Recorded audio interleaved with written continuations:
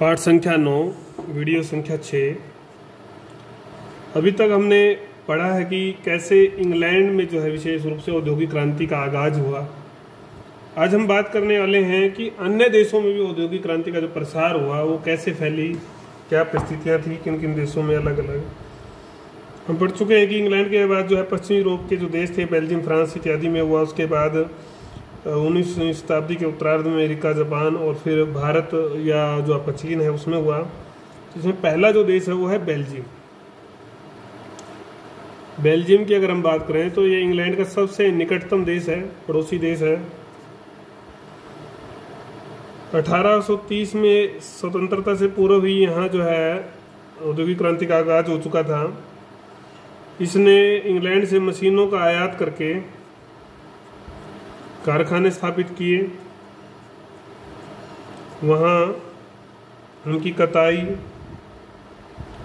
में, बुनाई में, खानों से लोहा निकालने में, कोयला निकालने में मशीनों का जो है प्रयोग शुरू इन लोगों ने कर दिया। 1834 में रेल की तरफ भी ध्यान दिया गया। 10 वर्षों में मुख्य काफ़ी लाइनें इन्होंने बिछाई और कोयला उद्योग में भी इसका महत्वपूर्ण स्थान था। कुछ ही समय में ये दूसरे देशों को जो है कोयला भेजने लगा। 1850 तक ये उद्योग प्रधान देश जो है एक बन गया था। तो ये बेल्जियम की बात की हमने। अब हम बात करते हैं फ्रांस की। फ्रांस में पहले विकास नहीं हो पाया, जबकि एक धनी देशों में था। यहाँ पर वृहत उद्योगों पर ध्यान दिया गया। बड़े उद्योग, सड़क, नहर सब बनाई गई। सड़कें, नहरों के बिना तो आपको पता ही है कि क्रांति असंभव है। बैंक प्रणाली का भी विकास हुआ। 1815 में जब पतन हो गया नेपोलियन का, तो उसके बाद इंग्लैंड से संबंध अच्छे हुए। संबंध सुधरे तो मशीनों का जो है आयात जो है फ्रांस ने इंग्लैंड से किया। तो उन मशीनों के बल पर जो है औद्योगिक क्रांति को जो है विशेष सहारा मिला। वस्त्र उद्योग में जो है सबसे पहले इन्होंने मशीनों का जो प्रयोग किया।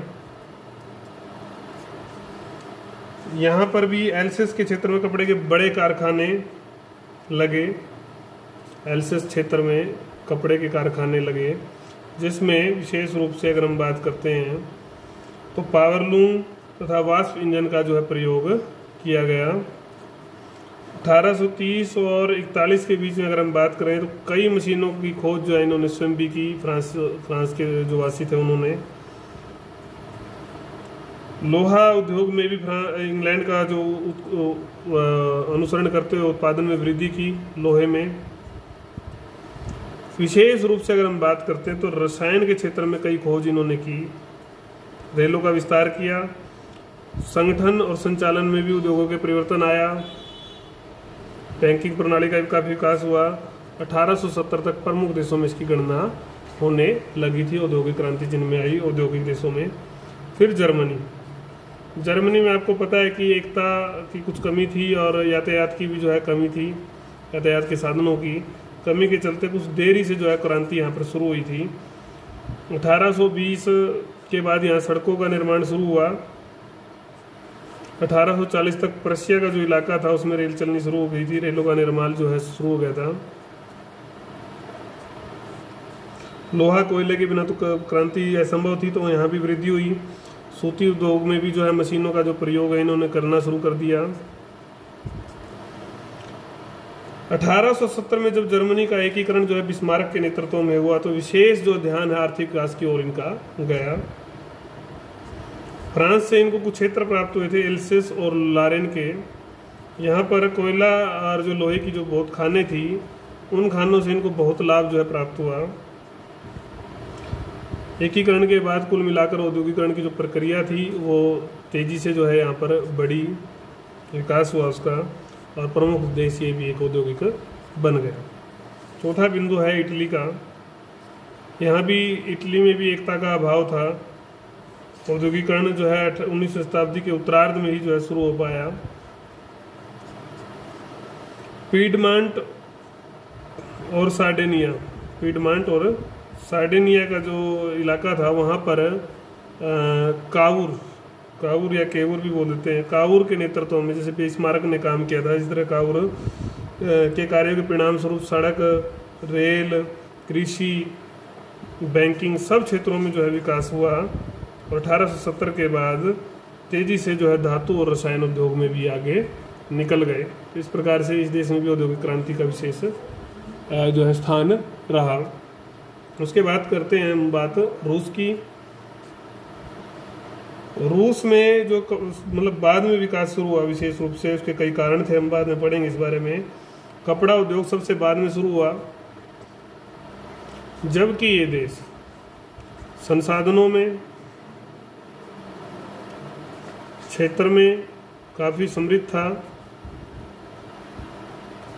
लेकिन कुछ कारण थे। दास्ता थी, कृषि दास्ता, पूंजी का जो अभाव था, मुद्रा प्रणाली सही नहीं थी, एकता नहीं थी, यातायात भी पिछड़ा हुआ था। इन सब कारणों से विकास नहीं हो पाया यहाँ पर शुरू औद्योगिक। 1861 में जब कृषि दास्ता का अंत हो गया, तब इस तरफ इन्होंने रेल लाइनों का निर्माण, सूती वस्त्र का जो उद्योग था उस तरफ, सूत कातने के उद्योगों की जो स्थापना हुई, ध्यान दिया। 1880 के बाद ब्रिटिश और फ्रांसीसी कंपनियों के सहयोग से इन्होंने लोहा, कोयला, पेट्रोलियम भी इन क्षेत्रों में विकास किया। और 1860 में जो स्टेट बैंक की यहाँ पर स्थापना हुई थी, उससे भी जो है विशेष जो है इनको लाभ मिला। एक व्यक्ति भी जिसका विशेष योगदान रहा वो थे जार निकोलस के वित्त मंत्री थे, वित्त और उद्योग मंत्री, उनका नाम था काउंट विट। इन्होंने भी महत्वपूर्ण भूमिका निभाई, सर्वाधिक प्रयास इन्होंने किए। अब बात करते हैं हम अन्य यूरोपीय देशों की। अन्य यूरोपीय देशों में बहुत सारे देश आ जाएंगे, उनके नाम आपको कुछ के याद रखने हैं। Holland, Austria, Spain, Sweden, Norway, Switzerland इत्यादि। इन सब में 1830 से 80 के बीच में जो है शुरू हो चुका था, लेकिन इनकी जो गति जो थी वो धीमी थी, और इंग्लैंड और फ्रांस की गति जो थी वो ज़्यादा थी। सातवां बिंदु जो है हमारा वो है संयुक्त राज्य अमेरिका। संयुक्त राज्य अमेरिका में कैसे प्रसार हुआ?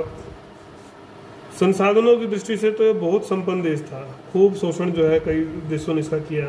1781 में जब इनको स्वतंत्रता की प्राप्ति हो गई, पहले तो इंग्लैंड के उपनिवेश थे, तब यहाँ पर औद्योगिकरण शुरू होता है। लेकिन उत्तरी अमेरिका में होता है विशेष रूप से वो।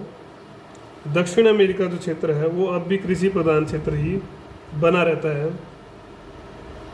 लेकिन 1861 का जो गृह युद्ध होता है अमेरिका में, उसके बाद तेजी से औद्योगिकरण शुरू हो जाता है। समस्त संसाधनों का जो है दोहन किया जाता है। शीघ्र ही एक विकसित औद्योगिक राष्ट्र ये बन जाता है। एक अनुकरणीय उदाहरण होता है ये। 19वीं सदी के अंत तक 1/3 लौह व इस्पात का उत्पादन करता है ये विश्व का। 3 लाख किलोमीटर का जो रेल मार्ग है ये बना देते हैं, जो समस्त यूरोप के रेल मार्गों से कहीं अधिक था। तेल और प्राकृतिक गैस में भी जो है इनकी विशेष उपलब्धि जो है ऐसे ना करते हैं। उपभोग में भी और उत्पादन में भी, दोनों ही चीज़ों में इन्होंने सारे विश्व को पीछे छोड़ दिया था अमेरिका ने। फिर जापान, अगर एशिया के देशों में अगर हम बात करते हैं तो जापान ऐसा देश था जिसने विशेष उपलब्धियां हासिल की थी। 1867 में मेइजी जो है एक प्रकार से डायनेस्टी थी, जब उसकी पुनर्स्थापना हो गई तो उसके बाद तेजी से यहाँ भी विकास शुरू हुआ। 1870 में उद्योग मंत्रालय बना। सरकार का विशेष सहयोग था। सरकार ने स्वयं जो है उधार लेकर, दूसरे देशों से उधार लेकर उद्योगपतियों को दिया, उद्योगपतियों को कर्जा दिया कि भी आप उद्योगों की स्थापना करो और देश को आगे बढ़ाओ। कई तो कुछ परिवारों ने इसका लाभ उठाकर उद्योग, व्यापार जो है, बैंकिंग, सब क्षेत्रों में जो है विकास जो है क्या है, भूतपूर्व सफलताएं पाई। 1838 तक जापान में जो लोहे और कोयले का जो विकास, जो खनन का विकास हो चुका था। वाष्प चालित इंजन भी प्रयोग होने लगे थे। 1890 तक कपड़ा, शीशा, आपका रेशम, कागज, आदि जो सीमेंट के उद्योग थे उनमें पर्याप्त विकास ये जो देश है कर चुका था। इस प्रकार से हमने पढ़ा प्रसार। पहले हमने पढ़ा बेल्जियम, फ्रांस, जर्मनी, इटली, रूस, फिर अन्य देश, संयुक्त राज्य अमेरिका और जापान एशिया के देशों में प्रमुख था। अब आप देख सकते हो ये आपका एक मैप है जो मैंने आपको बताया था कि इसमें आप एक मैप भी कर लेंगे। प्रमुख जो हैं आप देख लें। फ्रांस में वही आपका पेरिस, बेल्जियम की हम बात करें, इंग्लैंड में आपका Manchester, Liverpool, Lancashire, great Britain, London, Germany में आपका बर्लिन, ऑस्ट्रेलिया वियना, इटली में हम रोम की बात करेंगे, स्पेन में मैड्रिड, पुर्तगाल में लिस्बन। ये प्रमुख जो नॉर्वे, स्वीडन, ये सब देश और जो केंद्र हैं ये आप देख पा रहे होंगे। तो ये औद्योगिक क्रांति के प्रमुख केंद्र थे। आप यहाँ मैप में भी देख सकते हो, ये मैप की दृष्टि से दिखाया गया है। ऐसे देख लो, ये दिखा रखा है आपका प्रमुख स्थल। ऐसे संकेत बनाएंगे, हेडिंग लिखेंगे, डेट और रोल नंबर डालेंगे और फिर शहरों के नाम साफ साफ आप भरेंगे। केंद्र भरे हुए हैं, देख लो इसमें कुछ अलग भी आ गए हैं, सेंट पीटर्सबर्ग, वारसा, मिलान। आप केंद्र अगर कम पढ़ रहे हैं, अगर हमने उनका नाम अगर जिक्र किया तो वो भी इसमें भर सकते हैं, चाहे इसमें ना दिखा रखे हो पर्टिकुलर। आपने अपने दिमाग का भी प्रयोग करना है, अन्य किताबों का भी प्रयोग करना है, इंटरनेट का भी प्रयोग करना है। तो इस तरह से आपका एक मैप भी जो है यहाँ पर पूरा हो जाएगा। कोई बात अगर आपको समझ में नहीं आ रही है तो आप व्हाट्सअप करके मेरे से पूछ सकते हैं। और अगली वीडियो में हम पढ़ेंगे प्रभाव, परिणाम या महत्व, एक ही बात है। और वो इम्पोर्टेंट आपका जो है क्वेश्चन आंसर इस पार्ट का है।